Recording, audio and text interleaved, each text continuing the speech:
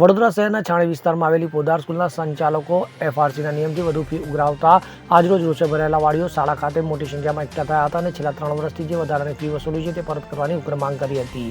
તો શાળાના સંચાલકો મનસ્વી રીતે શાળાના વાલીઓ પાસેથી ફી ન વસૂલે તે માટે સરકાર દ્વારા એફઆરસી કમિટીનું ગઠન કરવામાં આવતું હોય છે અને એફઆરસી કમિટીએ સૂચવેલા ફીના ધોરણ પ્રમાણે દરેક શાળા વાલી પાસેથી ફી વસૂલવાની હોય છે, પરંતુ શહેરની ઘણી શાળાઓ એફઆરસીના નિયમોને ધોઈને પી જતા નિયત કરતા અનેક ગણી ફી વસૂલ કરતી છે. અંતર્ગત વડોદરા શહેરના છાણી વિસ્તારમાં આવેલ પોદાર સ્કૂલના સંચાલકોએ એફઆરસીના નિયમથી વધારે ફી વસૂલતા આજરોજ અહીં એકઠા થયેલા વાલીઓએ છેલ્લા 3 વર્ષથી વસૂલવામાં આવતી વધુ ફી પરત આપવાની શાળા સંચાલકો સમક્ષ માંગણી કરી હતી.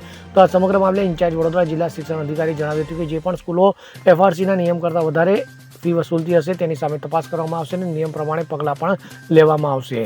તો કોઈપણ સ્કૂલની જો હુકમી સાંખી નહીં લેવાય, પોદાર સ્કૂલમાં તપાસ ટીમ મોકલીને તપાસ કરવામાં આવશે અને રિપોર્ટના આધારે કાર્યવાહી કરવામાં આવશે હોવાનું જણાવાયું હતું. Bureau report CN24 news.